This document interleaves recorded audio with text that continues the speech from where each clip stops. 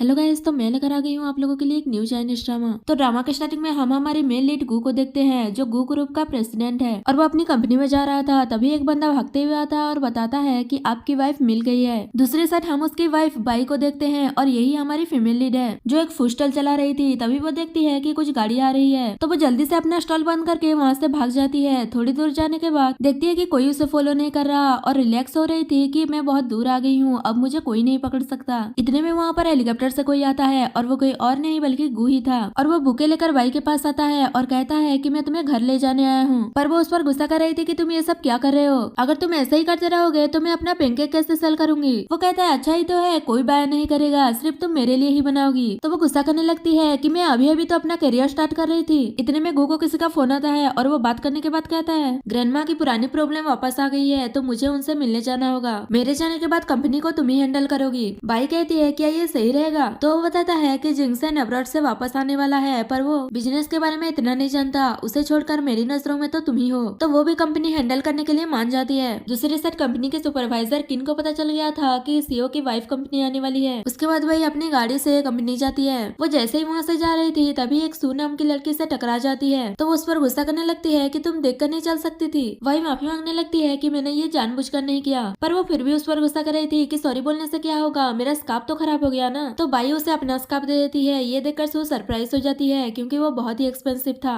और वो खुश होते हुए जल्दी से अपना स्कार्फ दे देती है और उसका स्कार्फ ले आती है। और फिर बाई उसे पहचान जाती है कि वो दोनों सेम ही कॉलेज में पढ़ रहे थे, पर वो उसे पहचानने से इनकार करके वहाँ से चली जाती है और अपना स्कार्फ भी नहीं लेकर जाती। और फिर वही कंपनी के अंदर जाती है। वही सुपरवाइजर के इन बाकी एम्प्लॉयज के साथ सीईओ की वाइफ का वेलकम करने के लिए खड़े थे। तभी वहाँ पर बाई आती है, तो वो लोग उसे ग्रीट करने वाले थे, पर इतने में वहाँ पर सू भी आती है और उसके महंगे स्कार्फ देखकर उसे सीईओ की वाइफ समझते हैं और बाई को छोड़कर उसे जाकर वेलकम करते हैं और कहते हैं कि हमें आपकी आइडेंटिटी पता है कि आप सीईओ की वाइफ हो। तो सू भी इस सिचुएशन का फायदा उठाती है और वो नहीं बताती कि वो सीईओ की वाइफ नहीं है और सीईओ की वाइफ होने का प्रिटेंड करने लगती है। और फिर किन बाई को क्लीनर समझती है और उसकी स्कार्फ की इंसल्ट करते हुए कहती है कि जाकर अपना काम करो। तो बाई बताती है कि मैं कोई क्लीनर नहीं हूँ बल्कि न्यू इंटर्न हूँ और ये स्कार्फ मेरा नहीं है बल्कि सू का है। पर सू मना कर देती है कि ये मेरा नहीं है, मैं सीईओ की वाइफ हूँ, तो इतना चीप स्कार्फ क्यों रखूंगी। तो बाई पूछती है तुम सीईओ की वाइफ हो और सोच रही थी क्या गू मुझे चीट कर रहा है। और फिर एम्प्लॉयज उसे कहने लगते हैं क्या तुम सीईओ की वाइफ की आइडेंटिटी पर डाउट कर रही हो, और उसकी अच्छी खासी इंसल्ट करके वहाँ से चले जाते हैं। ये सब देखकर वाई सोच रही थी कि गू ने अपनी कंपनी में कैसे लोगों को हायर किया है, पर कोई बात नहीं, मैं क्लीन कर दूंगी कहकर वहाँ से चली जाती है। और ये सब कुछ गू का ब्रदर जिंगसन देख रहा था और वो भी गू का वाइफ सू को ही समझ रहा था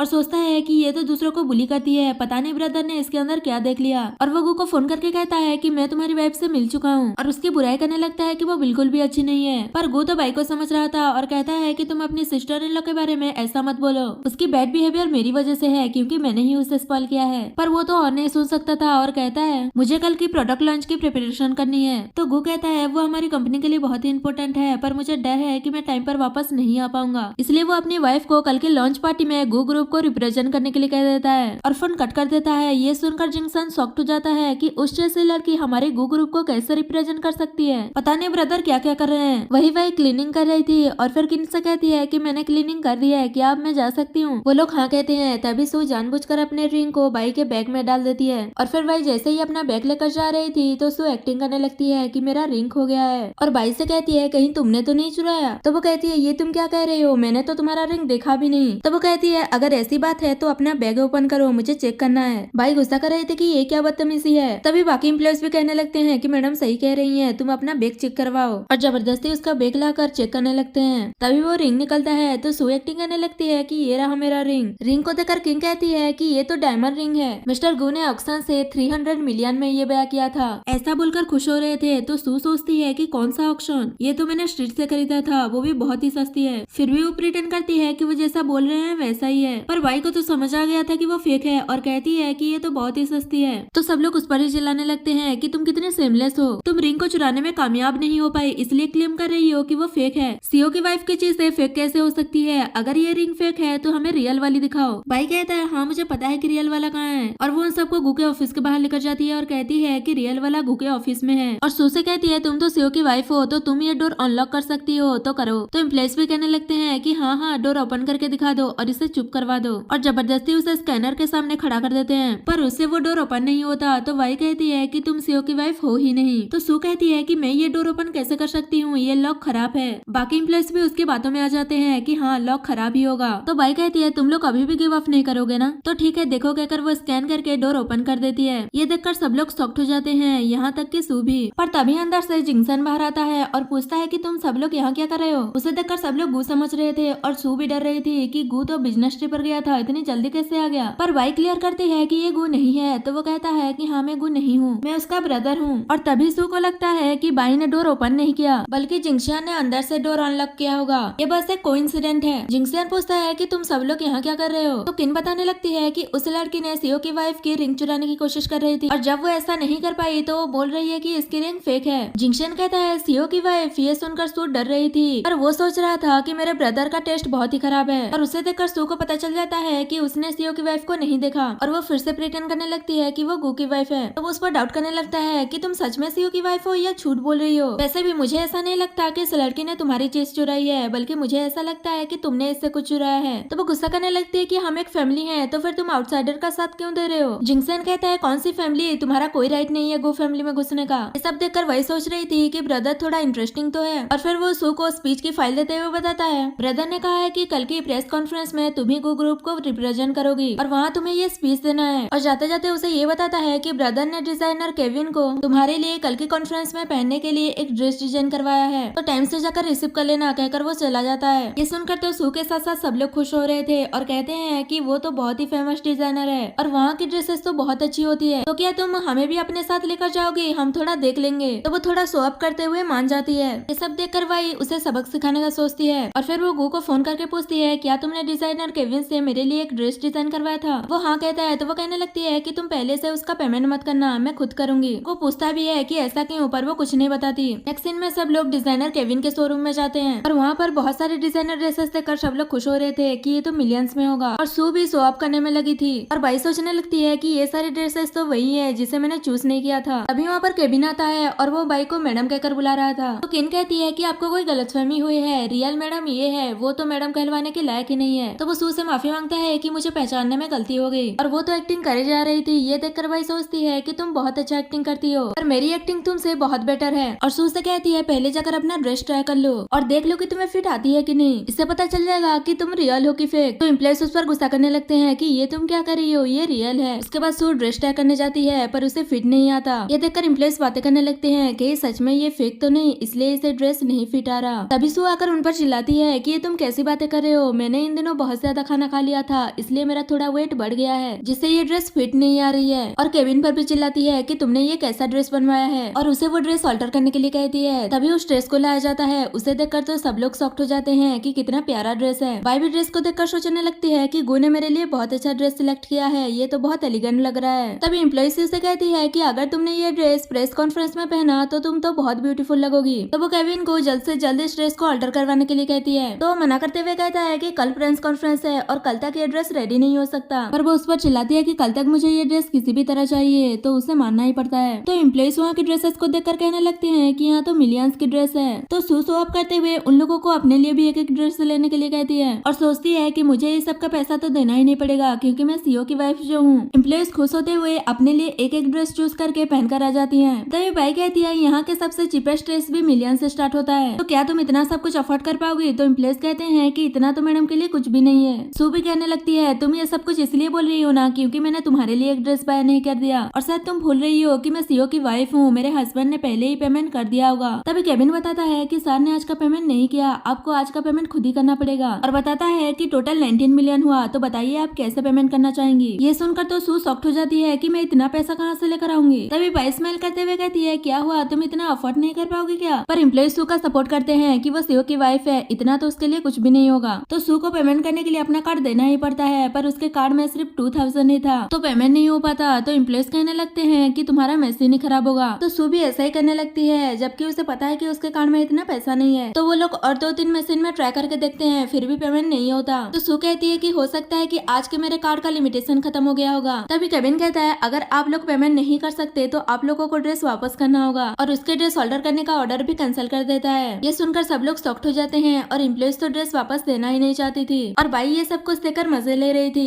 केविन कहता है अगर तुम लोगों ने ड्रेस वापस नहीं किया तो मैं पुलिस को बुलाऊंगा। तो सू से ये सोचकर रोकती है कि अगर पुलिस यहाँ आ गई तो मेरी ट्रू आइडेंटिटी एक्सपोज हो जाएगी और एम्प्लॉयज पर चिल्लाते हुए ड्रेस वापस देने के लिए कहकर अपना कार लेकर वहाँ से चली जाती है। तो वो लोग कहने लगते हैं कि गुस्सा क्यों कर रही है, अगर बाय ही नहीं करना था तो बोला क्यों। और वो लोग ड्रेस चेंज करके आ जाते हैं और गुस्से से वहाँ से चले जाते हैं, पर बाई नहीं गई थी। तो केविन कहता है तुम क्यों नहीं गई, पर बाई उसे अपना कार्ड देते हुए कहती है कि उस कस्टम किया हुआ ड्रेस को मैं बाय करती हूँ। तो वो ब्लैक कार्ड को देखकर पहचान जाता है कि ये तो गू ग्रुप का है और उसे समझ आ जाता है कि यही रियल सीईओ की वाइफ है। दूसरी साइड एम्प्लॉइज को धक्के मारकर स्टोर से बाहर निकाल देते हैं। तभी सू उन्हें कुछ एक्सप्लेन करने वाली थी, पर इतने में भाई केविन से अच्छे से बात करते हुए आ रही थी। ये देखकर सब लोग शॉक्ड हो जाते हैं। इसी बात का फायदा उठाकर सू कहने लगती है कि जरूर इसने केविन को पहले से ही सेड्यूस करके सबको सेटिंग कर लिया होगा, इसीलिए मेरा कार्ड वर्क नहीं कर रहा था। और सब लोग भी उसकी बात पर बिलीव कर लेते हैं और बाई पर गुस्सा कर रहे थे कि कितनी सेमलेस है। और सू को कहते हैं कि आप उसके साथ इतने सॉफ्ट हार्टेड मत रहना। तो वो कहती है कि कल के प्रेस कॉन्फ्रेंस में मैं उसे सबक सिखाऊंगी। दूसरी साइड बाई बहुत ही खुश थी। तभी उसे गो का फोन आता है और वो पूछता है कि तुम इतना खुश क्यों लग रही हो। तो वो बताती है कि कुछ नहीं, बस मैंने एक अच्छा सा शो देख लिया। और फिर वो उसे कल की प्रिपरेशन के बारे में पूछता है कि तुम प्रिपेयर तो हो ना, तो वो हाँ कहती है। नेक्स्ट डे दिखा जाता है कि इंसू के लिए सी फूड लेकर आई थी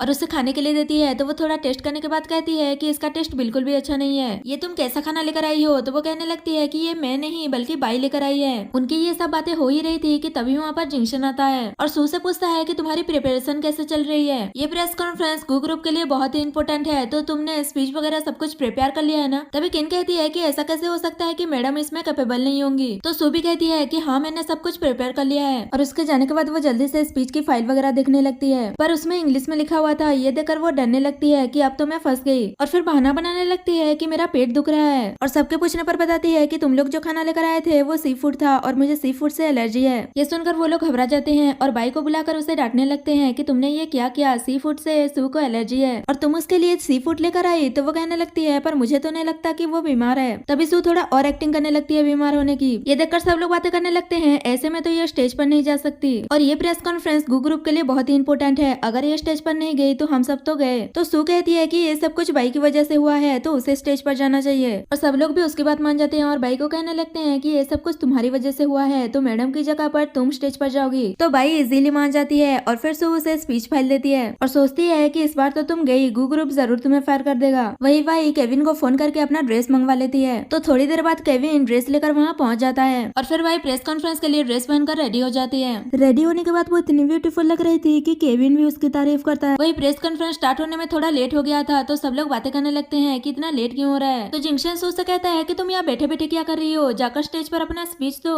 तो वो कहती है कि मैंने कुछ गलत खा लिया था जिससे मुझे एलर्जी हो गई है, इसलिए मैं स्टेज पर नहीं जा पाऊंगी। पर मेरी जगह पर बाई स्टेज पर जाने वाली थी, पता नहीं कहाँ रह गई। तो एम्प्लॉइज कहती है कहीं वो स्टेज पर जाने के नाम से डर कर भाग तो नहीं गई। इतने में वहाँ पर बाई आती है और उसे वो ड्रेस पहने देखकर सू शॉक्ड हो जाती है। और फिर बाई स्टेज पर जाकर पहले अपना इंट्रोडक्शन देती है और वो जैसे स्पीच देने के लिए फाइल ओपन करती है तो उसमें कुछ होता ही नहीं, बस ब्लैंक पेपर था, क्योंकि सू ने पहले ही पेपर चेंज कर दिया था। और वो सोचती है कि सिर्फ ब्यूटीफुल बनकर आने से कुछ नहीं होता, अब तो तुम बर्बाद हो जाओगी। पर बाई बिना स्क्रिप्ट के भी अच्छे से स्पीच देती है और वो सब कुछ मैनेज कर लेती है। ये देखकर सू हैरान हो गई थी और बाकी सब बाई से इम्प्रेस हो गए थे और जिंक्सन भी उसकी तारीफ कर रहा था। तो सू को लगता है कि जरूर इसी ने उसकी हेल्प की होगी और फिर एक एक करके सब लोग बाई की तारीफ करने लगते हैं। ये देखकर सू गुस्से में वहाँ से चली जाती है और उसकी चमचियां भी उसके पीछे पीछे चली जाती हैं और उसे शांत करने के लिए कहती हैं कि वो तो बस एक इंटरव्यू था, वैसे भी आपने उसे चांस दिया था इसलिए वो स्टेज पर जा पाई, वरना तो वो इतना क्वालिफाइड भी नहीं है। तभी किन कहती है कि कल वीकेंड है तो क्यों ना हम रिलैक्स करने के लिए गू ऑपरेशन के रेसिंग ट्रैक पर चलते हैं। और मैंने सुना है कि वहाँ पर बहुत सारे न्यू स्पोर्ट्स कर रहे हैं और वो सिर्फ गू ऑपरेशन वालों के लिए है, तो क्यों ना आप हमें वहाँ लेकर चले। तो वो हाँ कहकर वहाँ से चली जाती है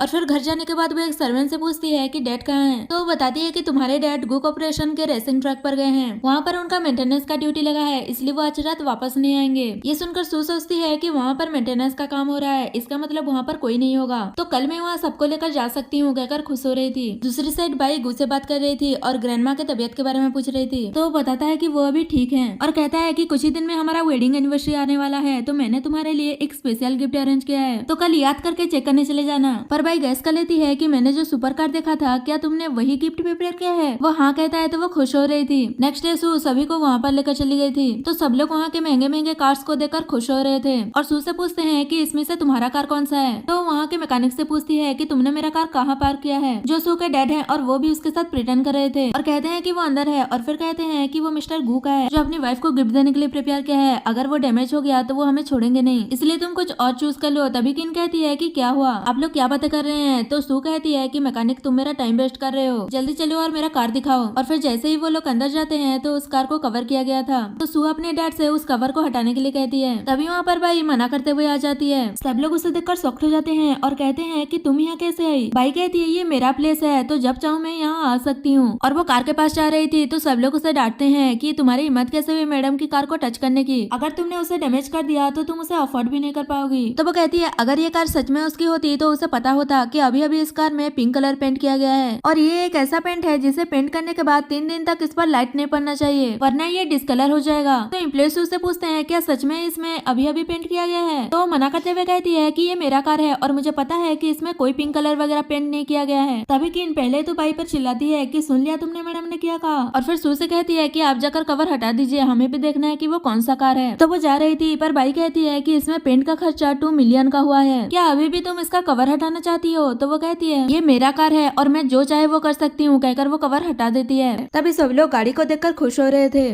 और फिर किन कहती है कि मैंने ऑनलाइन देखा था, इसका प्राइस 35 मिलियन है और वर्ल्ड में ऐसी सिर्फ 5 ही गाड़ी है। तभी एक लड़की नोटिस कर लेती है कि गाड़ी में सच में पेंट लगा हुआ था जो कि अभी तक अच्छे से सूखा नहीं था। इतने में उस गाड़ी का कलर डिस्कलर होने लगता है। ये देखकर सब लोग हैरान हो जाते हैं और कहने लगते हैं कि इसका मतलब बाई सच कह रही थी। पर सू ये कहकर बात को कवर कर लेती है कि गाड़ी का कलर ही ऐसा है। कहती है कि चलो हम सब गाड़ी में घूम कर आते हैं। बाई को मना कर देती है कि तुम हमारे साथ नहीं आओगी। तो वो भी मान जाती है और सोचने लगती है कि मैं भी देखती हूँ मेरे बिना परमिशन के तुम गाड़ी में कैसे जाती हो। और फिर जैसे ही एक एम्प्लॉय कार में बैठने जा रही थी तो डोर ओपन ही नहीं होता। सू घबरा जाती है और वो भी ट्राई करने लगती है और मैकेनिक से उसका की मांगती है तो वो बताता है कि इसका कोई की नहीं है। तभी एक एम्प्लॉय उस पर चिल्लाने लगती है कि तुम ये कैसी बातें कर रहे हो, अगर इसका की नहीं है तो इसे स्टार्ट कैसे करेंगे। तभी दूसरी एम्प्लॉय कहती है ये सच कह रहा है, इसमें सच में कोई की होल नहीं है। बाई बताती है कि इसमें वॉइस कंट्रोलिंग सिस्टम लगा हुआ है, जैसे कि तुम कह रही हो कि ये कार तुम्हारी है तो तुम तो इसे जरूर ओपन कर पाओगी। सो हाँ कहकर डरते हुए कार को डोर ओपन करने की कमांड देने लगती है। तो वो हंसते हुए कहती है क्या तुम्हें कार का नाम भी नहीं पता और तुम उसे ड्राइव करने के बारे में एक्सपेक्ट कर रही थी। तो सब लोग बाई पर चिल्लाने लगते हैं और फिर उन्हें लगता है कि शायद कार खराब हो गया है। तो सू भी यही कहने लगती है कि हाँ हाँ कार खराब हो गया है। तभी बाई कहती है कि सच में कार खराब हो गया है या फिर तुम रियल ओनर हो ही नहीं। तो एम्प्लॉय सू का साथ देते हुए कहती है जबकि मैडम ने कह दिया कि गाड़ी खराब हो गया है तो तुम होती कौन हो उनसे क्वेश्चन पूछने वाली, तुम तो ऐसे बात कर रही हो जैसे कि तुम ही रियल ओनर हो। तो बाई बताती है कि ना सिर्फ मैं इस कार का ओनर हूँ बल्कि ये पूरा प्रॉपर्टी ही मेरा है। तो सब लोग हंसते हुए उसका मजाक उड़ाने लगते हैं और कहते हैं कि तुम पागल हो गई हो क्या, इतना झूठ क्यों बोल रही हो। तो वो कहती है कि मैं दूसरों की तरह झूठ नहीं बोलती जो कि कार को ओपन ही नहीं कर पाई। तो वो लोग कहने लगते हैं कि तुम नॉनसेंस बातें क्यों कर रही हो, मैडम ने कहा है ना कि वो खराब हो गया है। तभी वही कार को कमांड देकर ओपन कर देती है। ये देखकर सब लोग हैरान हो जाते हैं और मैकेनिक भी सोचने लगता है कि ये गाड़ी तो यंग मैडम के वॉइस से ही ओपन हो सकता है, तो क्या सच में ये रियल मैडम है। और फिर एक लड़की कहती है क्या सच में बाई ही इस कार के रियल ओनर है और इस प्रॉपर्टी की भी। तो सू चिल्लाने लगती है कि ये झूठ बोल रही है और मैकेनिक से कहने लगती है कि वो सबको बताओ कि ये प्रॉपर्टी किससे बिलोंग करता है। तो वो यही कहता है कि ये सब कुछ सू का है। तभी बाई भी गुस्सा हो जाती है और कहती है कि तुम झूठ क्यों बोल रहे हो, सच सच बताओ। पर एम्प्लॉइज बाई पर ही चिल्लाने लगते हैं कि तुम झूठ बोल रही हो और उसके बहुत ज्यादा इंसल्ट करते हैं और बाई भी उन्हें अच्छे से जवाब दे रही थी। और फिर मैकेनिक से चिल्लाकर पूछती है कि तुम झूठ क्यों बोल रहे हो, सच सच बताओ वरना बहुत बुरा होगा। तो वो डर के मारे घुटनों पर आ जाता है और वो कुछ बोलने ही वाला था कि तभी जिंगशन सू को ये कहते हुए आ जाता है कि तुम हमेशा हर किसी को बुली ही करती रहती हो क्या।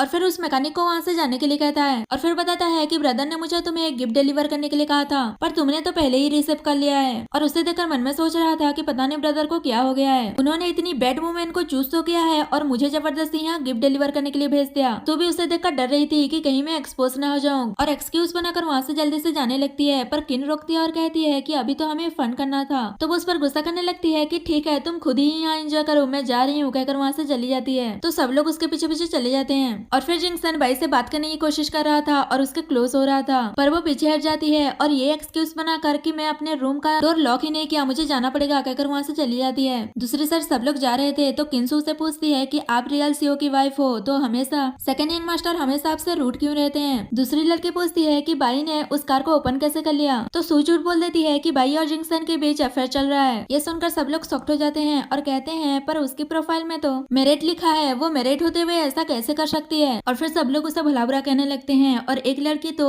अपना सीट ही चेंज करने के बारे में सोच लेती है कि उस जैसे पर्सन के पास कौन बैठेगा। दूसरी साइड बाई सोच रही थी कि जिंगसन कुछ वियर्ड बिहेव कर रहा है, अच्छा हुआ कि मैं उससे दूर ही रहूं। तभी वो मैकेनिक आ जाता है और बाई को माफी मांगते हुए कहता है कि प्लीज आप मुझे फायर मत कीजिए। बाई कहती है अब तुम्हें मेरी ट्रू आइडेंटिटी के बारे में पता चल गया तो बताओ कि तुमने झूठ क्यों बोला। तो वो कहता है कि सू ने मुझे हेल्प करने के लिए कहा था, उसके कलीग्स के सामने प्रिटेंड करने करने के लिए। फिर बाई पूछती है कि तुम्हारा उसके साथ क्या रिलेशन है, तो वो बताता है कि मैं उसका फादर हूँ, मैं जरूर उसे आपसे माफी मांगने के लिए लेकर आऊंगा, पर आप मुझे फायर मत कीजिए। तो वो उसे उठाती है और कहती है कि तुम मेरे ट्रू आइडेंटिटी के बारे में किसी को नहीं बताओगे, अगर तुमने किसी को बताया तो मेरे पास भी और कोई चॉइस नहीं होगा तुम्हें फायर करने के अलावा। तो प्रॉमिस करता है कि मैं किसी को आपका सीक्रेट नहीं बताऊंगा। वही सो खुश हो रही थी कि सब लोग उसके बात पर बिलीव कर रहे हैं कि वही सीओ की वाइफ है। इतने में वहाँ पर उसके डैड आते हैं और उस पर गुस्सा करने लगते हैं कि तुम्हें पता भी है कि आज तुम्हारी वजह से कितना गड़बड़ होने वाला था, और वो उसे अपने कलिंग्स को सब कुछ एक्सप्लेन करने के लिए कहते हैं। पर वो गुस्सा करने लगती है कि क्या एक्सप्लेन करूं, आप और मॉम तो सक्सेस हो नहीं पाए, अगर मैं किसी के होने का प्रिटेंड कर रही हूँ तो क्या हो गया, कहकर वहाँ से गुस्से से चली जाती है। दूसरी साइड जिंगशन ग्रैंडमा को फोन करके बताता है कि सिस्टर इन लॉ बिल्कुल भी अच्छी नहीं है, वो तो हमारी गू फैमिली की पैसों के पीछे है, कहकर उसकी बुराई कर रहा था। तो ग्रैंडमा उसे उस पर नजर रखने के लिए कहती है और बताती है कि मैं तुम्हारे ब्रदर को उसे डिवोर्स देने के लिए कहूंगी। फिर ग्रैंडमा को दिखाया जाता है जो हॉस्पिटल में होती है और वो गुस्से कहती है जिंगशन ने मुझे सब कुछ बता दिया है कि तुम्हारी वाइफ एक गोल्ड डिगर है, इसलिए तुम उसे जल्दी से डिवोर्स दे दो। पर गू कहता है कि भाई बहुत ही अच्छी लड़की है और मैं उसे डिवोर्स नहीं दूंगा। इतने में जिंगशन भी ग्रैंडमा से मिलने आ जाता है और वो गू को देखकर डरने लगता है। तो गू गुस्से में कहता है तो तुमने ग्रैंडमा को बताया है कि तुम्हारी सिस्टर इन लॉ एक गोल्ड डिगर है। तो वो डरते हुए कहता है कि मैंने ऐसे ही बोल दिया था,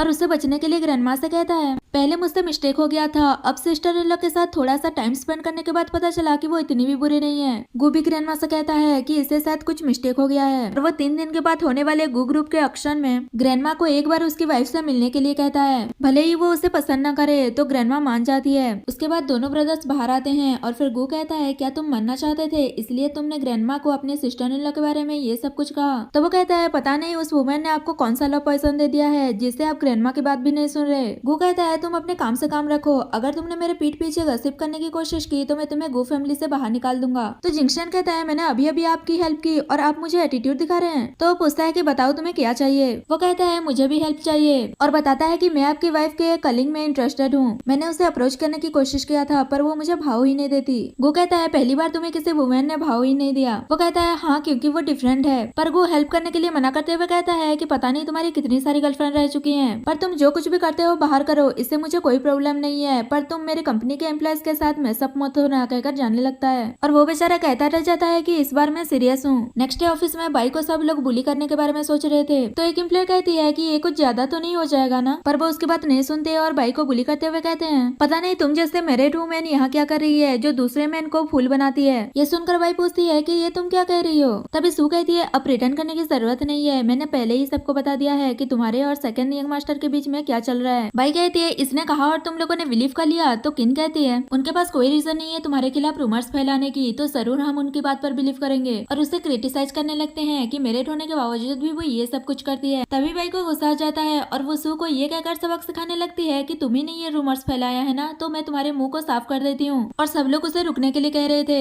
इतने में वहाँ पर जिंक्शन आता है और पहले तो वो सू की हालत देखकर स्माइल करता है और फिर कहता है तुम लोग यहाँ क्या कर रहे हो, अभी तो वर्किंग टाइम है ना, तो फिर तुम लोग काम क्यों नहीं कर रहे। तभी किन बताती है कि बाई मैडम को बुली कर रही थी। तो वो कहता है बाई बिना रीजन के उसे बुली क्यों करेगी, जरूर उसी ने पहले स्टार्ट किया होगा। सू कहती है मैंने कुछ नहीं किया, मैं तो बस उसे इतना कह रही थी कि वो तुमसे दूर रहे क्योंकि वो तुम्हारे लायक नहीं है। जिंक्शन कहता है ये तुम डिसाइड नहीं करोगे कि वो मेरे लायक है या नहीं है, और वैसे भी ग्रैंडमा तुमसे बहुत ही डिसअपॉइंट है और कल के ऑक्शन में वो तुमसे मिलने आने वाली है, तो तुम अपने बारे में सोचो कि उनसे क्या बोलोगी। और फिर वो बाई की केयर करना चाहता था पर वो मना करते हुए कहती है कि मैं खुद की केयर कर सकती हूँ, तो वो वहाँ से चला जाता है। उसके बाद किन कहती है कि मैंने सुना है कि कल की ऑक्शन में बहुत सारे वीआईपी लोग आने वाले हैं। दूसरी एम्प्लॉय कहती है काश हम भी वहाँ जा सकते और वहाँ की कोई वीआईपी मुझे लाइक कर ले। तभी बाई कहती है ये इतना मुश्किल भी नहीं है, सू तो सीओ की वाइफ है ना, तो वो हमें वहाँ ले जा सकती है। तो एम्प्लॉय सू से कहती है कि हमें भी अपने साथ वहाँ लेकर चलिए ना। तो वो कुछ नहीं बोल रही थी। तो बाई कहती है क्या हुआ, क्यों कुछ नहीं बोल रही हो, कहीं तुम्हें ही तो इन्विटेशन नहीं मिला। तो वो गुस्से में कह देती है कि हाँ मैं सबको लेकर चलूंगी पर तुम नहीं आ सकती।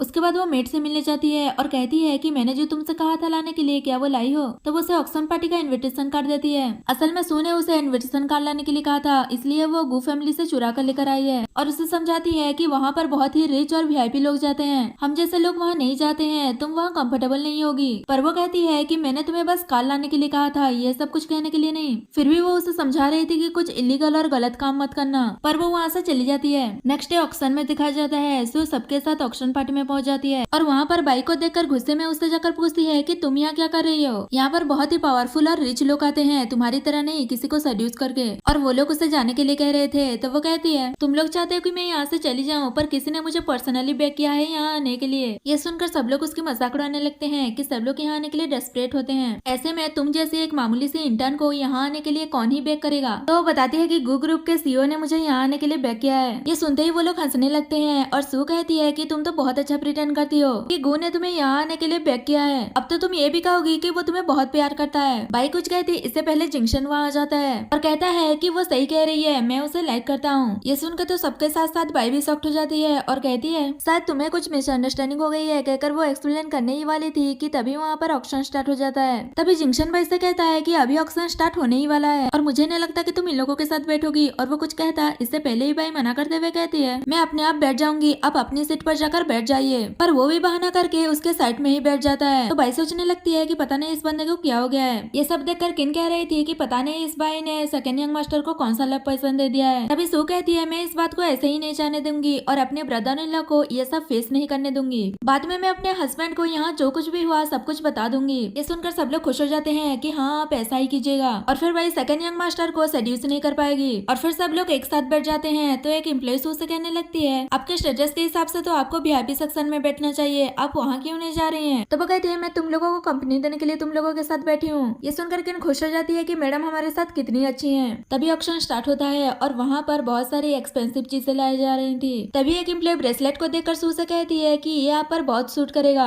आपको इसे बाय करना चाहिए। तो वो कहने लगती है कि ये बस 10 मिलियन का है और ये मेरे वर्दी नहीं है। ये सुनकर भाई स्माइल कर रही थी। तो एम्प्लॉय पूछती है कि तुम स्माइल क्यों कर रही हो? भाई सू से कहती है कि ये ब्रेसलेट तुम्हारे वर्दी नहीं है या फिर तुम्हारे पास पैसे ही नहीं है जो तुम बीडिंग कर सको। तो वो उस पर गुस्सा करने लगती है और कहती है कि नेक्स्ट जो भी आइटम आएगा मैं उस पर बोली लगाऊंगी। और फिर वहाँ पर लास्ट आइटम लाया जाता है जो कि डायमंड का क्राउन था और उसकी स्टार्टिंग प्राइस 100 मिलियन था। ये सुनकर तो सू शॉक्ड हो जाती है। तभी भाई कहती है कि 100 मिलियन क्या अब तुम बोली लगाओगी? और फिर सब लोग एक एक करके बिडिंग करने लगते हैं और भाई भी बिडिंग करती है। ये देखकर जिंक्शन को लगता है कि शायद भाई को वो पसंद आ गया है और वो उसके लिए बाय करने के लिए बिडिंग करता है। वहाँ पर गू का सेक्रेटरी भी थी और उसे भी लगता है कि शायद भाई को वो क्राउन पसंद आ गया है और गू को फोन करके बताती है। तो वो कहता है चाहे कुछ भी हो जाए उसे बाय कर लेना। तो वो 300 मिलियन का बिडिंग करती है। उससे देखकर किन कहती है कि ये तो मिस्टर गू का सेक्रेटरी है, लगता है कि मिस्टर गू ये आपको देकर अपना लव कन्फेस करने के लिए बाय कर रहे हैं। ये सुनकर तो वो भी खुश होने लगती है और कहती है कि थोड़ा लो प्रोफाइल रखो, ये बस डायमंड का क्राउन ही तो है। तो वो लोग कहने लगते हैं कि जब मिस्टर गू आपको ये दे देंगे तो हमें थोड़ा टच करने दीजिएगा। तो वो मान जाती है। ये सब कुछ देखकर भाई सोच रही थी कि मैं भी देखूंगी जब गू यहाँ आएगा तो तुम ये सब कुछ कैसे हैंडल करोगी। तभी जिंक्शन ये सोचकर फिर से बिडिंग करने लगता है कि मैं इस क्राउन को भाई को देकर अपना लव कन्फेस करूंगा, पर सेक्रेटरी और ज्यादा अमाउंट की बिडिंग करती है। तो सू जिंक्शन से स्टॉप होने के लिए कहती है और कहती है कि तुम्हें भी पता है तुम्हारा ब्रदर ये मुझे देने के लिए बाय कर रहा है। ये सुनकर वो सोचता है कि पता नहीं ब्रदर को क्या हो गया है जो ये क्राउन अगली दिखने वाली वुमेन को देंगे, ये तो उसे सूट भी नहीं करेगा।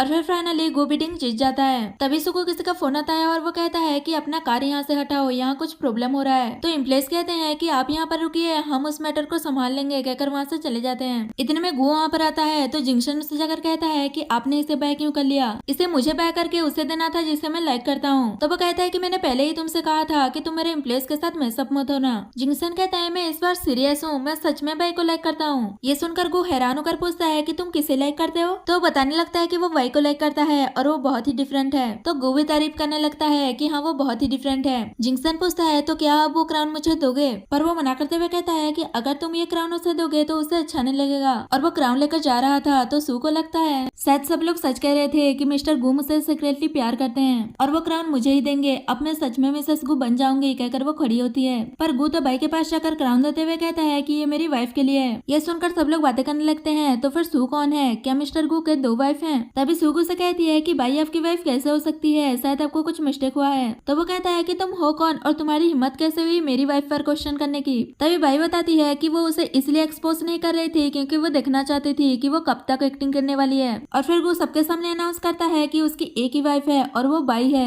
ये सुनकर तो जिंक्शन भी शॉक्ड हो जाता है कि वह रियल सीईओ की वाइफ है और सोचता है इसका मतलब मैं अपने ही सिस्टर इन लॉ को लाइक करने लगा था। और फिर सब लोग सू के बारे में बात करने लगते हैं, इसका मतलब सू झूठ बोल रही थी, इसकी हिम्मत कैसे हुई झूठ बोलने की। ये सब सुनकर तो वो शॉक्ड ही हो गई थी। तभी उसे एक जेट पेंडेंट मिलता है तो वो उसे उठा लेती है। इतने में वहाँ पर गू की ग्रैंडमा आ जाती है और वो गू से कहती है कि मैं तुम्हें मैरिज करने से नहीं रोकूंगी, पर तुम एक ऑर्फन जिसकी कोई फैमिली नहीं है उससे मैरिज नहीं कर सकते, इसके लिए मैं अलाउ नहीं करूंगी। तभी उनकी नजर जेट पेंडेंट ध्यान पड़ जाता है और वो पहचान जाती है कि ये सू फैमिली का है, जो कि बहुत ही रिचेस्ट फैमिली में से एक है। और वो गुस्सा कहती है कि अगर तुम्हें मैरिज करना ही है तो इस जैसे लड़की से करो, जो कि एक अच्छी फैमिली से बिलोंग करती है। ये सुनकर तो सब शॉक्ड हो जाते हैं और वो उस जेट पेंडेंट के बारे में बताते हैं कि ये सू फैमिली का टोकन है और सू फैमिली ने बहुत सालों पहले अपनी डॉटर को खो दिया था और वो हर जगह उसे ढूंढ रहे हैं। ये जेट पेंडेंट तुम्हारे पास है तो जरूर तुम ही सू फैमिली की डॉटर होगी और उससे उसका नाम पूछते हैं तो वो बता देती है। ये सुनकर तो वो और भी कंफर्म हो जाते हैं कि वो सू फैमिली की ही डॉटर है, क्योंकि उसकी मॉम का नाम सू मिंगरोंग है और सू की भी सरनेम सेम है, तो उन्हें लगता है कि वही सू फैमिली की डॉटर है। ये सुनकर तो सू खुश हो जाती है कि ये तो बहुत ही रिचेस्ट फैमिली है। मुझे नहीं पता था कि मैं कुछ भी ऐसा कैजुअली उठा लूंगी और वो इतना इम्पोर्टेंट होगा।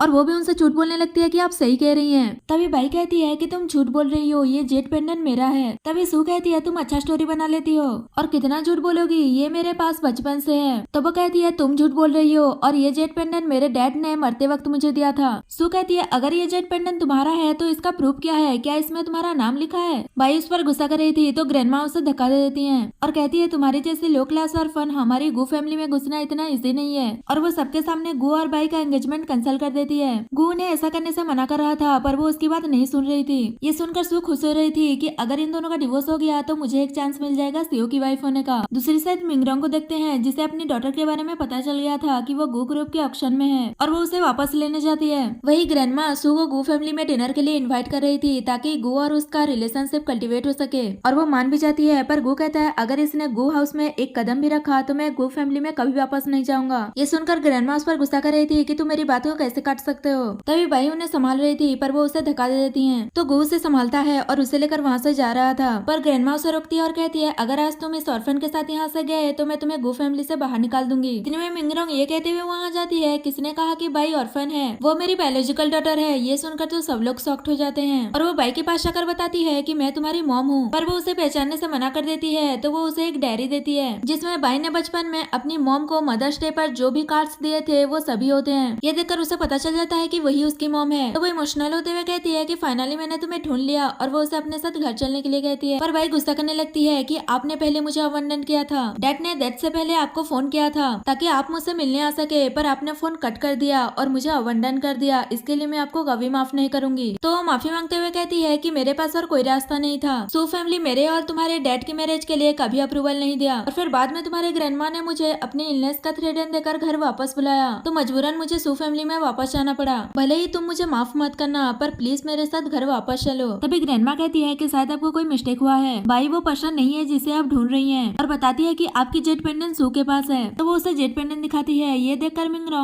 मिंगरोंग शॉक्ड हो जाती है और सोचती है क्या मेरे इन्वेस्टिगेशन गलत हो गया है, ये कैसे हो सकता है। और फिर सू से पूछती है क्या ये तुम्हारा है, तो वो हाँ कहती है और सोचती है कि अब इस जेट पेंडेंट की वजह से सब कुछ चेंज हो जाएगा और वो एरोगेंटली बाई को वहाँ से जाने के लिए कहती है। तभी बाई उस पर गुस्सा करने लगती है कि पहले तुमने मेरी आइडेंटिटी सीओ की वाइफ होने का चुरा लिया, अब मेरे बैकग्राउंड भी चुराना चाहती हो। तो ग्रैंडमा उस पर चिल्लाने लगती है कि तुम्हारा कोई राइट्स नहीं है यहाँ बोलने का। सू मिंगरोंग से कहती है ये बस आपकी स्टेटस देखकर मेरी आइडेंटिटी चुराने की कोशिश कर रही है। तो वो कहती है जैसे कि तुमने कहा कि ये जेट पेंडेंट तुम्हारा है तो तुम्हें पता है कि ये जेट पेंडेंट जनरेशन टू जनरेशन क्यों पास हो रहा है, क्योंकि ये हमारे खानदानी जेट पेंडेंट है और ये हमारी सू फैमिली के मेंबर्स को पहचान जाता है। तो तुम अपना थोड़ा सा ब्लड इसमें डालो, अगर ये जेट पेंडेंट रिएक्ट करता है तो तुम ही मेरी डॉटर हो। सू डर रही थी पर वो जबरदस्ती उसमें उसका ब्लड डाल देती है पर पेंडेंट कोई रिएक्ट नहीं करता तो सू कहती है कि ये तो यूजलेस है। तभी बाई आगे आती है और वो अपना ब्लड उसमें डालती है तो जेट पेंडेंट रिएक्ट करता है। ये देखकर सब लोग शॉक्ड हो जाते हैं और ये प्रूफ हो जाता है कि बाई ही उसकी डॉटर है। ये जानकर तो मिंगरोंग खुश हो जाती है और फिर सू पर गुस्सा करने लगती है कि तुम्हारी हिम्मत कैसे हुई झूठ बोलने की और वो बॉडीगार्ड्स को बुलाकर उसे वहाँ से निकाल देती है। और फिर बाई से कहती है कि मैं नेक्स्ट मंथ तुम्हारे लिए एक पार्टी रखना चाहती हूँ तुम्हारी आइडेंटिटी अनाउंस करने के लिए। तो वो कहती है कि मैं पार्टी में आ जाऊंगी। मिंगरोंग उससे कुछ और बात करने ही वाली होती है कि उसके असिस्टेंट कहती है सू कॉर्पोरेशन में शेयर होल्डर मीटिंग स्टार्ट होने ही वाला है, हमें जाना होगा। तो वो वैसे ये कहकर वहाँ से चली जाती है कि मैं तुम्हारे आने का वेट करूंगी। और फिर ग्रैंडमा उससे कहती है कि ये मत सोचना कि मैं तुम्हें एक्सेप्ट कर लूंगी, अगर तुम गू फैमिली में मैरिज करना चाहती हो तो तुम्हें उस पार्टी में जाना होगा और अपनी आइडेंटिटी रिवील करना होगा। इतने में गू कहता है वो उस पार्टी में जाएगी या नहीं वो उसका फैसला होगा, इसमें आपको वरीड होने की कोई जरूरत जरूरत नहीं है कहकर वो बाइक को लेकर वहाँ से चला जाता है और ग्रैंडमा बस गुस्सा करती रह जाती है। वही गार्ड सू को बाहर निकाल देते हैं। इतने में सारे एम्प्लॉइज वहाँ आ रहे थे और उसे पूछते हैं कि आप बाहर क्या कर रही हैं। तभी सू सोचती है कि ये लोग तो ऑक्शन में थे ही नहीं, इसका मतलब इन्हें पता ही नहीं है कि ऑक्शन में क्या क्या हुआ। और वो फिर से प्रिटेंड करते हुए कहती है कि तुम लोगों ने एक कार को पार्क करने में कितना टाइम लगा दिया, अब तक तो ऑक्शन भी खत्म हो गया है। तभी एक एम्प्लॉय पूछती है कि आपका डायमंड का क्राउन कहाँ है, क्या मिस्टर गू ने आपको नहीं दिया। इतने में किन कहती है कि वो बहुत ही एक्सपेंसिव गिफ्ट है, तो वो थोड़ी ना ऐसे कैजुअली उसे लेकर जाएंगे, वो तो डायरेक्टली मैडम के घर पर डिलीवर हो जाएगा। तो सू कहती है तुमने सही कहा, वो ऑलरेडी मेरे घर पर डिलीवर हो गया है। इतना कहकर वो वहाँ से जाने लगती है तो वो लोग भी उसके साथ जा रहे थे, पर एक एम्प्लॉय भाई को वो क्राउन पहन कर जाते हुए देख लेती है और सोचती है कि ये कैसे हो सकता है और सीन नहीं कट होता है। नेक्स्ट डे भाई जैसे ही कंपनी जाती है तो वही एम्प्लॉय उसे बताती है कि मैनेजर किन ने एक मीटिंग रखा है तो जल्दी जल्दी वहाँ चलो। और फिर मीटिंग में दिखाया जाता है जहाँ किन बताती है कि एक प्रोडक्ट की एडवर्टाइजमेंट का प्रोजेक्ट है और पूछती है कि कौन इसे करना चाहता है। तो बाई कहती है मैं करना चाहती हूँ। तभी किन कहती है मुझे लगता है कि मैडम से ज्यादा सुइटेबल और कोई नहीं होगा इस प्रोजेक्ट के लिए, तो वही करेंगी। तभी बाई को लगता है कि शायद इन लोगों को सबको सच पता चल गया है और वो मेरे बारे में बात कर रहे हैं कहकर वो सबको थैंक यू कह रही थी। और किन कहती है कि किसने कहा कि हम ये प्रोजेक्ट तुम्हें दे रहे हैं, अब सीओ की वाइफ होने की प्रिटेंड करना बंद भी करो।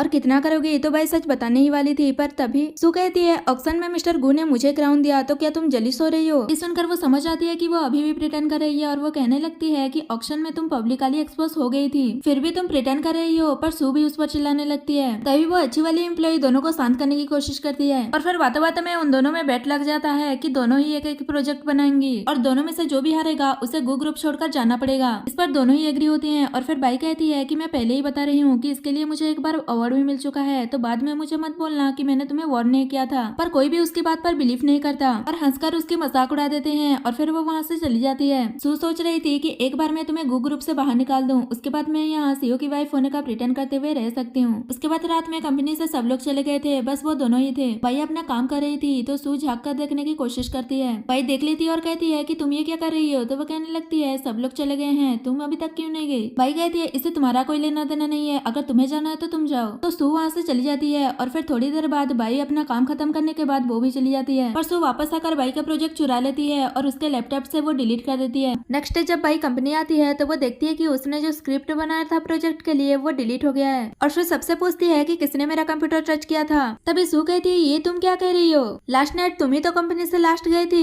तभी किन कहने लगती है कि प्रिटेंड करना बंद करो और ये एडमिट कर लो कि तुमने अपना प्रोजेक्ट नहीं किया और स्क्रीनिंग होने से पहले यहाँ से चली जाओ ताकि एम्बैरेस ना होना पड़े। इतने में वो अच्छी वाली एम्प्लॉय पूछती है क्या तुमने अपना फाइल किसी और फोल्डर में सेव नहीं किया था। तो बाई मना करते हुए कहती है कि मैं भूल गई थी और फिर कहती है कि कोई बात नहीं, मैं बिना स्क्रिप्ट के भी शूट कर सकती हूँ। तो किन और वो सब मजाक उड़ाने लगते हैं और कहते हैं कि मैं भी देखूंगी तुम ये सब कुछ कैसे करोगी। नेक्स्ट सीन में स्क्रीनिंग पार्टी का दिखाया जाता है जहाँ पर बाई और सू को अपना वर्क प्रेजेंट करना था। सू पहले जाकर अपना वर्क प्रेजेंट कर देती है जिसे देखकर बाई समझ जाती है कि ये तो मेरा है। उसका वर्क सबको अच्छा लगता है, पर किन और वो एम्प्लॉय सू की कुछ ज्यादा ही तारीफ कर रहे थे कि आपका वर्क तो बहुत ही यूनिक है। इतने में वो अच्छी वाली एम्प्लॉय कहती है कि स्टार्टिंग तो बहुत अच्छा था पर एंडिंग इतना भी अच्छा नहीं था। ये सुनकर सू गुस्सा तो करती है पर वो कुछ कहती नहीं और फिर बाई से जाकर कहती है कि जाओ अपना वर्क प्रेजेंट करो। तो वो जाकर अपना वर्क प्रेजेंट करती है पर दोनों की वीडियो स्टार्टिंग में सेम ही था और फिर बाई सबके सामने ये प्रूव करती है कि सू ने उसका आइडिया चुरा लिया था। और फिर जैसे ही उसकी प्रोजेक्ट की एंडिंग देखते हैं सब लोगों को बहुत अच्छा लगता है और फिर बाई से पूछते हैं कि आपके वीडियो के लास्ट में जो लोगो है वैसा ही लोगो लास्ट ईयर जिसने अवार्ड जीता था उसके वीडियो पर भी था, तो क्या वो वीडियो भी तुम्हारा था। तो वो बताते हैं कि हाँ वो मेरा ही वीडियो था। ये सुनते ही वो लोग उसकी तारीफ करने लगते हैं कि वो एड तो बहुत चला था और बहुत अर्निंग की थी। इतने में किन कहने लगती है कि ये कैसे हो सकता है, ये तो बस एक छोटी सी इंटर्न है, आप जिस बिग शॉट की बात कर रहे हैं वो बाई नहीं हो सकती।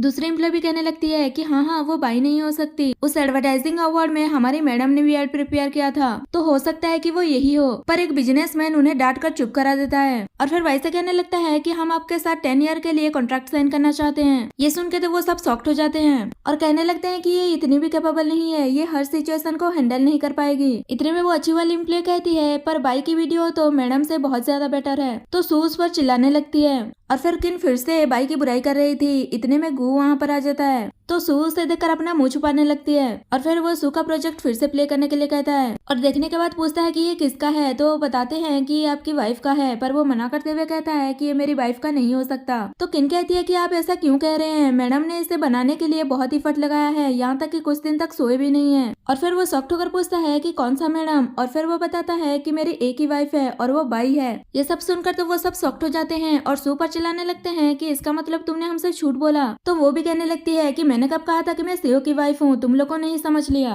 और फिर वो लोग डरने लगते हैं कि हमने रियल सीईओ की वाइफ के साथ ही गलत कर दिया। तभी बाईसू उसे कहती है कि मैंने पहले ही कहा था कि सुधर जाओ, पर तुम नहीं सुधरी। और उन दोनों एम्प्लॉयज पर भी चिल्लाती है कि तुम जैसे एम्प्लॉयज अगर गू ग्रुप में रहे तो वो बर्बाद हो जाएगा। ऐसा कहकर वो उन तीनों को फायर कर देती है और बॉडीगार्ड्स को बुलाकर उन्हें वहाँ से भगा देती है। बाई ने उस अच्छी वाली एम्प्लॉय को फायर नहीं किया था, तो वो आकर उसे माफी मांगती है, तो बाई उसे माफ कर देती है। नेक्स्ट सीन में बाई गू के साथ होती है, तो वो बता रहा था कि आज सू फैमिली की रीयूनियन पार्टी है। तो वो बताती है कि उसे जाने का मन नहीं है और दोनों अपना थोड़ा क्वालिटी टाइम स्पेंड कर रहे थे। इतने में जिंक्शन वहाँ आता है और उन्हें बताता है कि ग्रैंडमा की तबीयत खराब हो गई है और वो हॉस्पिटल में है। तो वो लोग हॉस्पिटल जाने लगते हैं। नेक्स्ट सीन में वो लोग ग्रैंडमा से मिलने पहुंच जाते हैं और पूछते हैं कि ये सब कैसे हो गया। तो जिंक्शन बताता है जब बाई ने मना कर दिया कि वो सू फैमिली की रीयूनियन पार्टी में नहीं जाएगी तो ग्रैंडमा बहुत गुस्सा हो गए और उनकी तबीयत खराब हो गई। ग्रैंडमा भी बाई से कह रही थी कि तुम्हें सू फैमिली की रीयूनियन पार्टी में जाना चाहिए। तो बाई उनकी कंडीशन देखकर पार्टी में जाने के लिए मजबूरन मानना ही पड़ता है। दूसरी साइड सू फैमिली में बाई के ग्रैंडफादर उसके घर वापस आने से खुश नहीं थे और कहते हैं मैं नहीं चाहता कि वो इलिजिमेट चाइल्ड घर वापस आए और यान को उसके साथ इनहेरिटेंस के लिए फाइट करना पड़े। मैं इसका परमिशन नहीं दूंगा। तो मिंगरोंग मना करते हुए कहती है कि मैंने डिसीजन ले लिया है। तो वो उस पर गुस्सा करने लगते हैं कि भले ही तुम रिचेस्ट वुमेन बन जाओ पर मैं अभी भी तुम्हारा फादर हूँ। तो वो भी कहती है कि अच्छा है कि आपको याद है आप ही की वजह से मेरी लव लाइफ बर्बाद हो गई और इस बार मैं ऐसा नहीं होने दूंगी। तो ग्रैंडपा के गुस्से में तबीयत खराब होने लगती है। तो यान कहती है गॉड मदर आपको तो पता है कि ग्रैंडपा की हार्ट की कंडीशन अच्छी नहीं है, तो वो इतना स्ट्रेस बर्दाश्त नहीं कर पाएंगे, इसलिए क्यों ना हम आज की फैमिली रियूनियन पार्टी को पोस्टपोन कर दें। ये सुनते ही वो उस पर गुस्सा करने लगती है कि कौन है तुम्हारी गॉड मदर, भले ही मेरे डैड तुम्हें एक्सेप्ट कर चुके हो पर मैं नहीं, और मेरे जो भी एसेट्स हैं वो सब मेरे बायोलॉजिकल डॉटर को मिलेगा, तुम्हें एक पेनी भी नहीं मिलेगा, कहकर वो वहाँ से चली जाती है। ये देखकर ग्रैंडपा उस पर गुस्सा कर रहे थे। तो यान कहती है कि आप चिंता मत कीजिए, पार्टी में मैं सबके सामने बाई को इतना ही उमलेट करूंगी कि वो सू फैमिली में आने का सोचेगी भी नहीं। नेक्स्ट सीन पार्टी में दिखा जाता है जहाँ यान मिंगडोंग को कहती है कि लगता है मेरी सिस्टर नहीं आने वाली, हमें आज की पार्टी कैंसिल कर देना चाहिए। इतने में बाई ये कहते हुए वहाँ जाती है कि किसने कहा मैं यहाँ नहीं आने वाली। मिंगडोंग उसे देखकर खुश हो जाती है कि फाइनली तुम यहाँ आ गई, और फिर बाई को सबसे इंट्रोड्यूस कराती है कि ये मेरी डॉटर है और गू ग्रुप की एक लौती हायर। ये सुनकर सब लोग बातें करने लगते हैं कि पहले ये ऑर्फन थी और अब देखो ये सू फैमिली की हायर बन गई है, कितनी लकी है ये। बाई भी अपने मॉम से कहती है कि ये सब कुछ क्या है, आपने तो कहा था कि ये बस एक फैमिली रियूनियन पार्टी है। तो वो कहती है पागल लड़की, मेरा जो कुछ भी है फ्यूचर में नेचुरली तुम्हारा ही तो होगा। उसके बाद यान किसी जाओ नाम के बंदे को पार्टी में बुला रही थी और कहती है कि तुम हमेशा से कुछ एक्साइटिंग करना चाहते थे ना, अब मौका है, आ जाओ। थोड़ी देर बाद वो आ भी जाता है और उसे पूछता है कि बताओ क्या काम है। तो बाई को दिखाकर बताती है कि वो सू फैमिली की हायर है, तुम हमेशा से किसी वेल्दी वुमेन के साथ प्ले करना चाहते थे ना, कहकर उसे एक टाइप का मेडिसिन देती है। तो वो मान जाता है और वो जाकर ड्रिंक में वो मेडिसिन मिला देता है। पर बाई पास में ही खड़ी होकर टचअप कर रही थी, तभी वो मिरर में सब कुछ देख लेती है और उसे पता चल जाता है। और फिर जब उसे अच्छे से बात करता है कि हमारी जाओ फैमिली और तुम्हारी सू फैमिली बिजनेस पार्टनर्स हैं, और वो ऐसे ही बातें करे जा रहा था, तभी बाई चुपके से उस ड्रिंक को चेंज कर देती है और फिर जाओ उसे ड्रिंक करने के लिए देता है। तो दोनों ही ड्रिंक करते हैं, पर मेडिसिन वाला वाइन जाओ ने पिया था, इसलिए थोड़ी देर बाद उसे उसका नशा होने लगता है। तो बाई उसकी केयर करने की नाटक करती है कि क्या हुआ, तुम्हें अच्छा फील नहीं हो रहा है क्या, चलो मैं तुम्हें रूम तक छोड़कर आती हूँ, कहकर उसे लेकर चली जाती है। ये देखकर यान खुश हो रही थी कि उसका प्लान कामयाब हो गया।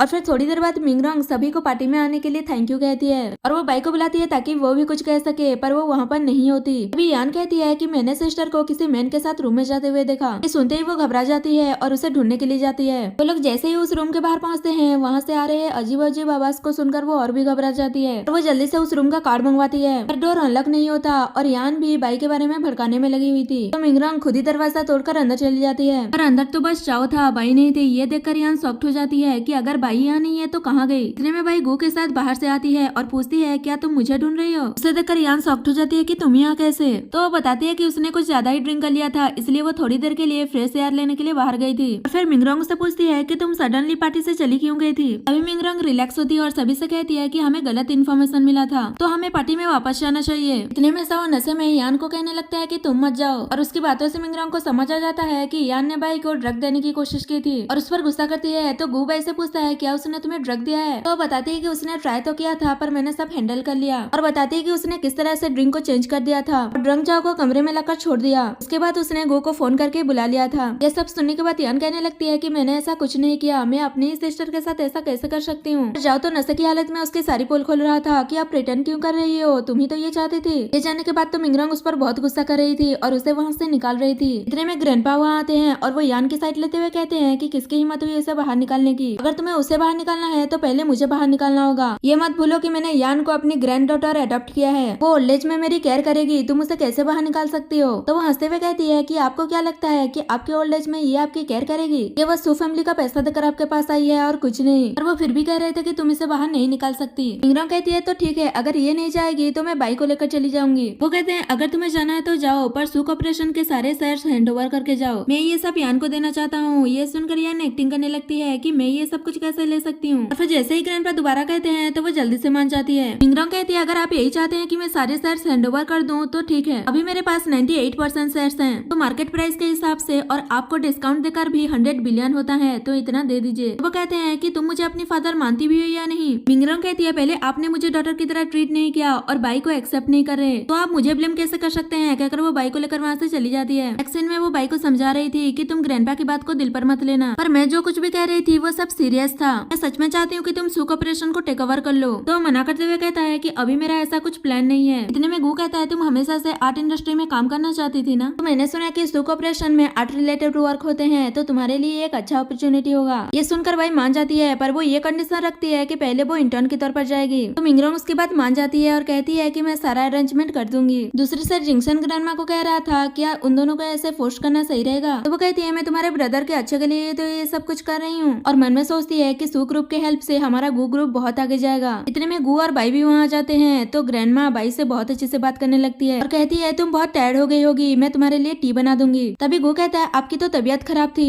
और अब आप में इतनी एनर्जी कहाँ से आ गई जो आप बाई के लिए टी बनाएंगी। वो कहती है कि डॉक्टर ने कहा है कि इतना कुछ सीरियस नहीं था और उसने मुझे डिस्चार्ज भी दे दिया। पर बाई समझ जाती है कि सू फैमिली की टाइटल की वजह से ग्रैंडमा चेंज हो गई है और उसके साथ ऐसा ट्रीट कर रही है। और फिर सब लोग घर के अंदर जाते हैं तो ग्रैंडमा बाई को टी बना कर देती है। तो वो टेस्ट करने के बाद बताती है कि अच्छा है और कहती है कि फ्यूचर में इतने छोटे छोटे काम को सर्वेंट को करने दीजिएगा क्योंकि मैं ये डिजर्व नहीं करती। तो वो थोड़ा सा गुस्सा करते हुए वहाँ से चली जाती है। और फिर गू से कंफर्ट कर रहा था तो वो कहती है मुझे पता है कि ग्रैंडमा सू फैमिली का यूज करके आगे बढ़ना चाहती है, कोई बात नहीं मैं संभाल लूंगी। तो वो मान जाता है। नेक्स्ट डे बाई सू कॉर्पोरेशन में जाती है और अपने आप को इंट्रोड्यूस कराती है कि मैं न्यू इंटर्न हूँ, पर उस पर कोई भी ध्यान नहीं देता। और फिर दो एम्प्लॉयज उसे बुली करने लगते हैं और कहते हैं कि तुम जैसी इलिजिमेट चाइल्ड हमारी यंग लेडी की प्लेस कभी नहीं ले सकती। पहले तो बाई को समझ नहीं आ रहा था कि वो ऐसा क्यों कर रहे हैं और कौन सी यंग लेडी की बात कर रहे हैं, पर उनकी बातों से उसे पता चल जाता है कि वो यान के बारे में बात कर रहे हैं। और वो कहने लगती है तुम जिसके लिए ये सब कुछ कर रहे हो वो सू फैमिली की बायोलॉजिकल डॉटर नहीं है। इतने में यान वहाँ जाती है और पूछती है कि तुम सब किस बारे में आर्ग्यू कर रहे हो। और फिर बाई की इंसल्ट करने लगती है कि तुम कितनी चीफ हो और तुम्हारे यहाँ से बदबू भी आ रहा है, और एम्प्लॉइज भी उसका सपोर्ट कर रहे थे। तभी बाई कहती है कि तुम बस एक एडॉप्टेड डॉटर हो, तुम्हारी हिम्मत कैसे हुई दूसरों को चीफ कहने की, मुझे तो लगता है कि तुम्हारे यहाँ से बदबू आ रहा है। ये सुनकर वो गुस्सा कर रही थी, फिर खुद को कंट्रोल करके कहती है ग्रैंडपा ने पहले ही कहा है कि वो सू ग्रुप मुझे देंगे। बाई कहती है पर लॉ के हिसाब से एडॉप्टेड चिल्ड्रंस का इनहेरिटेंस में कोई राइट नहीं होता। ये सुनकर वो कुछ नहीं कह पाती और वहाँ से चली जाती है। और फिर तभी वहाँ पर मैनेजर फू वहाँ आता है और वो बाई को देखकर कहता है कि तुम कौन हो, यहाँ पर सब लोग अपने काम में बिजी हैं, तो तुम क्यों कुछ नहीं कर रहे। तो एम्प्लॉइज बताते हैं कि ये न्यू इंटर्न है और हमारी सो कॉल्ड यंग लेडी भी। इतने में यान कहने लगती है कि मैंने उसे कहा था कि मैं तुम्हारी हेल्प कर देती हूँ, पर उसने मुझे इग्नोर कर दिया और कहने लगे कि ये हमारा काम है, इससे उसका कोई लेना देना नहीं है। और एम्प्लॉइज भी उसका सपोर्ट कर रहे थे, तो बाई उन पर चिल्लाने लगती है। तो मैनेजर उन्हें शांत करता है और बाई से कहता है कि मुझे कोई फर्क नहीं पड़ता कि तुम कौन हो, यहाँ बस तुम एक इंटर्न हो। और बताता है कि 2 दिन के बाद सू कॉर्पोरेशन का आर्ट एग्जीबिशन होने वाला है, तो उसके लिए हेल्प करो कहकर वहाँ से चला जाता है। इस सब से बाई बहुत ही अपसेट थी और वो घर जाने के बाद बहुत सारे चिप्स खा रही थी। तो गू उसे ऐसे देख लेता है और पूछता है कि क्या हुआ, मेरी वाइफ को किसने गुस्सा दिला दिया। और कहता है क्या सू कॉर्पोरेशन में कुछ हुआ है, तो वो हाँ कहती है। तो गू कहता है अगर तुम हैप्पी नहीं हो तो घर वापस आ जाओ, मैं तुम्हें सपोर्ट करूंगा। पर वो मना करते हुए कहती है कि वो छोटी सी बात है, इतनी छोटी सी बात मुझे इफेक्ट नहीं कर सकता। तो वो कहता है कि मुझे बिलीफ है तुम सब कुछ कर लोगी।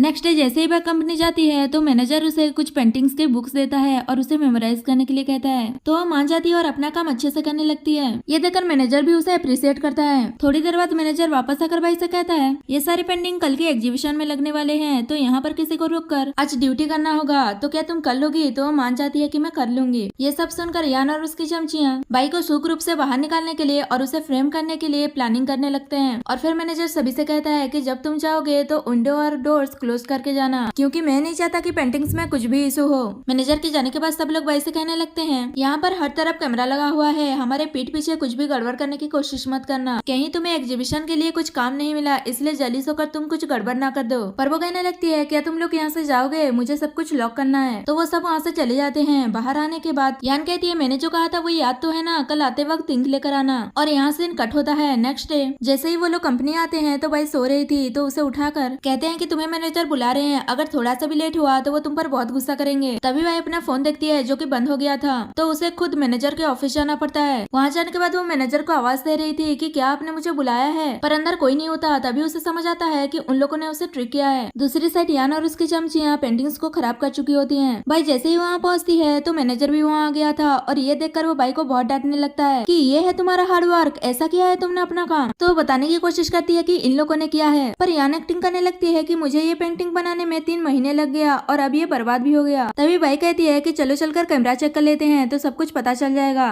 पर मैनेजर बताता है कि सारे कैमरास टूटे हुए हैं और उस पर गुस्सा कर रहा था। तो यान कहती है कि इस पर बाद में गुस्सा कर लीजिएगा, अभी हमें इस प्रॉब्लम का सोल्यूशन ढूंढना होगा। तो ये मैनेजर भाई से कहता है कि अभी एग्जीबिशन स्टार्ट होने में 10 घंटे बाकी हैं। इन 10 घंटों में तुम्हें सारे पेंटिंग्स रिकवर करना होगा। मुझे नहीं पता कि तुम ये कैसे करोगी, और अगर तुम ये नहीं कर पाई तो तुम्हें फायर कर दिया जाएगा। तो वो मान जाती है कि वो सब कुछ रिकवर कर लेगी। ये सुनकर यान और उसकी चमचिया बातें करने लगते हैं कि ये सब कुछ रिकवर तो नहीं कर लेगी, और फिर उन्हें लगता है कि वो 10 घंटे के अंदर किसी भी कीमत में ये नहीं कर पाएगी। सोचकर वहाँ से चले जाते हैं। उसके बाद भाई अपना काम करने वाली थी, इतने में उसे गू का कॉल आता है और पूछता है कि क्या आज तुम घर वापस नहीं आओगी। तो वो बताती है कि एग्जीबिशन के पेंटिंग्स में कुछ प्रॉब्लम हो गया है, तो मुझे पूरी रात काम करना होगा। तभी गू कहता है कि मैं तुम्हारी हेल्प के लिए किसी को ढूंढता हूँ, और फिर थोड़ी देर बाद गू बहुत सारे पेंटर्स को लेकर उसके ऑफिस पहुंच जाता है उसकी हेल्प करने के लिए। और फिर वो बाई की केयर करते हुए कहता है कि ये क्लियरली पता चल रहा है कि यान ने तुम्हें फ्रेम करने के लिए ये सब किया है। तो वो कहती है कि इस बार मैं इतनी इजीली उसे जाने नहीं दूंगी। नेक्स्ट दिन एग्जीबिशन का दिखा जाता है, जहाँ यान और उसकी चमचिया बात कर रही थी कि ऑलमोस्ट एग्जीबिशन का टाइम होने ही वाला है, और भाई अभी तक यहाँ नहीं आई, इसका मतलब उसने पेंटिंग्स को रिकवर नहीं कर पाई होगी। इतने में मैनेजर वहाँ जाता है और उन लोगों से पूछता है क्या तुम लोगों का किसी का भी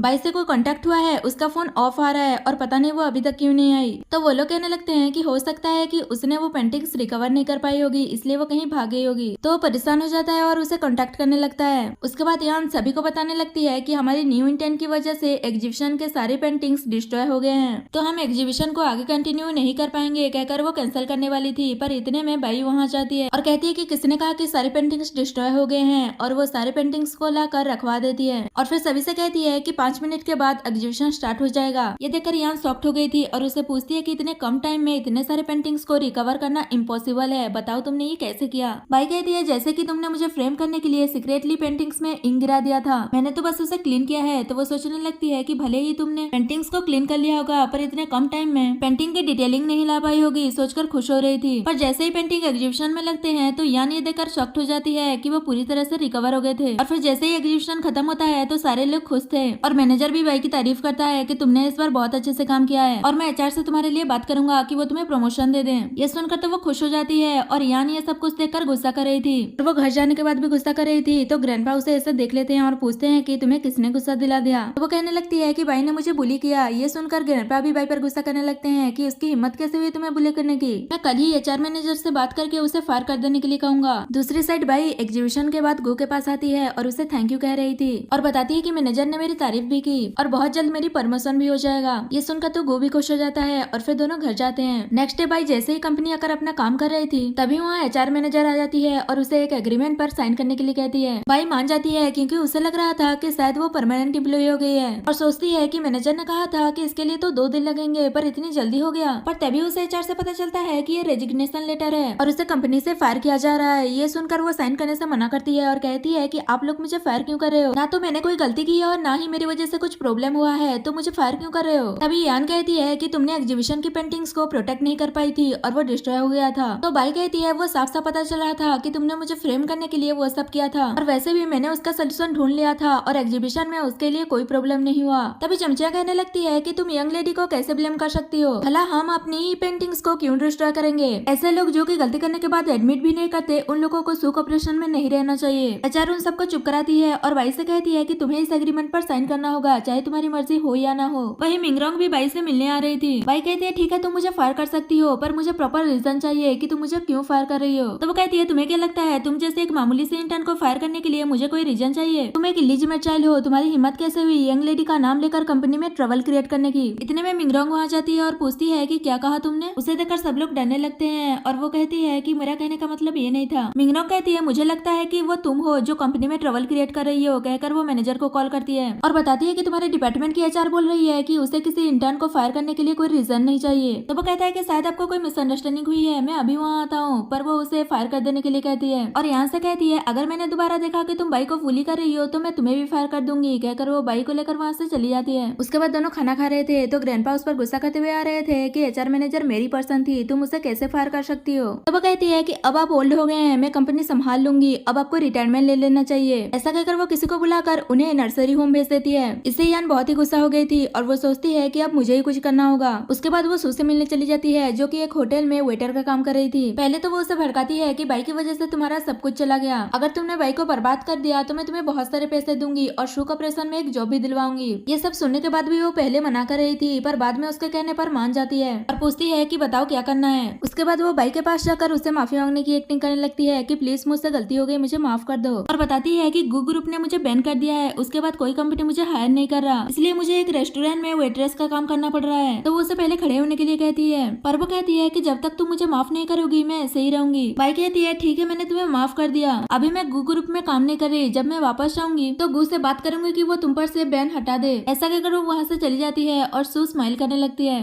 दूसरी साइड गू अपने असिस्टेंट को ऑर्डर दे रहा था कि वो एक होटल बुक कर ले, क्योंकि पहले वो ग्रैंडमा के डर से कि वो अप्रूव करेंगे या फिर नहीं, इसलिए वो बाई को एक वेडिंग सेरेमनी नहीं दे पाया। तो अभी वो उसे प्रपोज करने के बारे में सोच रहा है और फिर बाई वहाँ पर आती है तो वो उसे पूछता है क्या इस सैटरडे तुम फ्री हो, हम साथ में डिनर पर चलेंगे। तो वो हाँ कहती है और सू के बारे में बात करती है कि आज वो मुझसे मिलने आई थी और मुझे ऐसा लगता है कि उसे उसका सबक मिल गया है और उसे पता चल गया है कि वो गलत थी, इस टाइम उसका टफ टाइम चल रहा है, तो क्यों ना तुम उस पर से बैन हटा दो। पर गू तो पहले नहीं मान रहा था कि वो ये डिजर्व करती है, पर वो बाई के बार बार कहने पर मान ही जाता है और फिर गू से कहता है कि डिनर पर अच्छे से रेडी होकर आना, तुम्हारे लिए एक सरप्राइज है। नेक्स्ट दिन डिनर का दिखा जाता है जहाँ गू एक बड़ा सा डायमंड रिंग लेकर उसे ये कहते हुए प्रपोज करता है पहले ग्रैंडमा की वजह से हमने वेडिंग सेरेमनी नहीं की थी, अब तो ग्रैंडमा भी मान गई है, तो हमें मेरे सेरेमनी कर लेना चाहिए। तो मान जाती है और फिर कहती है इसलिए तुमने मुझे रेडी होकर आने के लिए कहा था, ये सब कुछ तुम्हारा प्लान था ना। तो वो मान जाता है और उसी होटल में सू भी काम करती है और जैसे ही उसे एक वेट्रेस के थ्रू पता चलता है कि गू ने एक बड़ा सा रिंग देकर बाई को प्रपोज किया है, ये सुनकर वो शॉक्ड हो जाती है कि वो दोनों फिर से मैरिज कर रहे हैं और वो यान को फोन करके कहती है कि वो दोनों तो हैप्पीली मैरिज कर रहे हैं, अब हम क्या करेंगे। तो वो कहती है कि उन्हें मैरिज करने दो, उसी दिन एक अच्छा अपॉर्चुनिटी होगा बाई को बर्बाद करने का। तो सू कहती है मुझे गू ग्रुप से निकाल दिया गया है, मैं उनकी वेडिंग पर नहीं जा पाऊंगी। तो वो कहती है कि तुम उसकी चिंता मत करो, मैं हैंडल कर लूंगी। तो सू मान जाती है। नेक्स्ट सीन में जिंक्शन को देखते हैं जो बहुत ज्यादा ड्रिंक कर रहा था और सोच रहा था कि इतने सालों में एक लड़की पसंद आई थी और वो भी मेरी सिस्टर इन लॉ निकली। उसके बाद हम वेडिंग का सीन देखते हैं जहाँ बाई एक ब्यूटीफुल सी ब्राइड बनकर आ जाती है।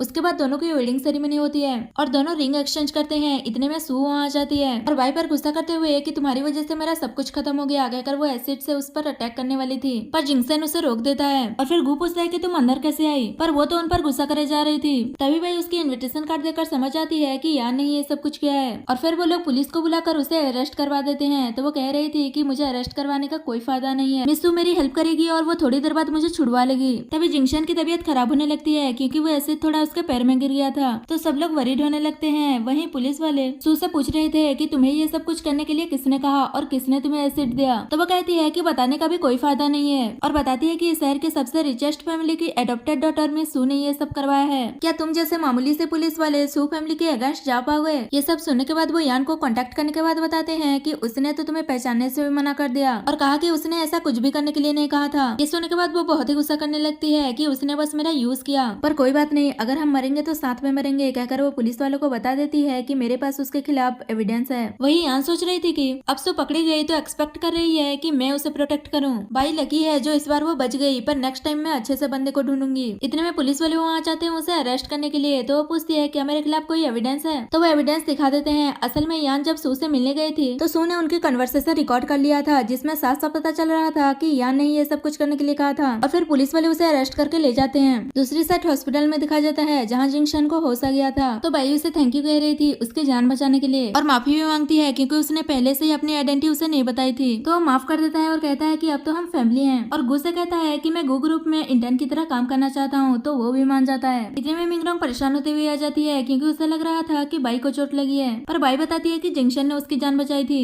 और फिर वो बताती है कि सू ने यान के खिलाफ एविडेंस दे दिया है, तो पुलिस उसे भी अरेस्ट करके ले गई है। बाई सोच रही थी कि सू ने एक अच्छा काम तो किया। तभी गू कहता है अगर उसने एविडेंस नहीं भी दिया होता तो मैं उन्हें छोड़ने वाला नहीं था, जो भी मेरी वाइफ को हर्ट करने की कोशिश करेगा मैं उसे छोड़ूंगा नहीं। बाई कहती है अब रहने भी दो, वो लोग जेल में है और मुझे पता है कि तुम उसे बहुत प्यार करते हो। उसके बाद ग्रैंडपा को देखते हैं जिन्हें न्यूज के जरिए ये पता चल गया था कि यान ने बाई पर एसिड अटैक करने की कोशिश की थी, इसलिए उसे जेल हो गया। ये जानने के बाद भी वो मिंगरोंग पर ऊपर गुस्सा कर रहे थे कि उसने यान को प्रोटेक्ट करने की कोशिश नहीं की और वो पागलों की तरह बिहेव कर रहे थे। और लास्ट में बाई इश्यू ऑपरेशन को टेक ओवर कर लेती है और वहाँ की प्रेसिडेंट बन जाती है। इसी के साथ हमारा ये ड्रामा खत्म हो जाता है।